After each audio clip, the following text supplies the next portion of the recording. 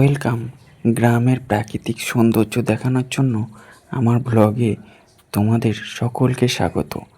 এখন বর্ষাকাল পড়ে গেছে, চারিদিকে জলে থই থই করছে, আর আমাদের গ্রাম বাংলার চাষের সিজন এটা।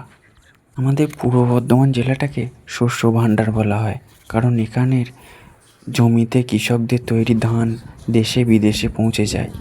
দেখো, এখানে চাষি ভাইয়েরা বসে আছে।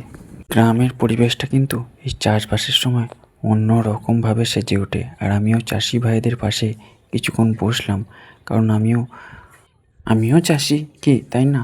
আর এখানে কৃষি প্রধান এলাকা, সবাই চাষবাস নিয়েই ব্যস্ত থাকে। এই আকাশে বেশ রোদের জোর, কখনো বৃষ্টি নামছে ঠিক আছে, কিন্তু অসম্ভব রোদের জোর।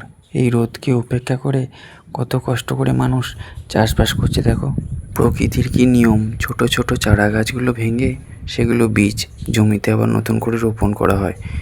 তারপর সেগুলো প্রত্যেকটা চাষি ভাই যত্ন করে রোপণ করে ধান করে তোলে, আর সেই শস্য খাবারের জন্য পৌঁছে যায় শস্য গোলায় প্রত্যেক মানুষের ঘরে ঘরে।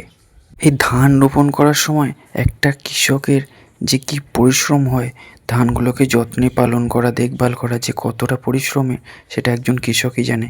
কিন্তু সেই ধান যখন বিক্রি করে, তখন সেই কৃষক সেই পরিমাণ দাম হয়তো পায় না। কাজের ফাঁকে মানুষগুলো একটু বসে টিফিন করে নিচ্ছে।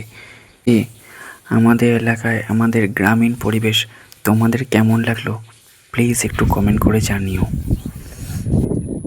দেখো অসম্ভব সুন্দর, কাল সাদা মেঘে ছেয়ে গেছে, এদিকে বীজ রোপণ করা হচ্ছে। আমার এই ব্লগে তোমাদের সকলকে স্বাগত।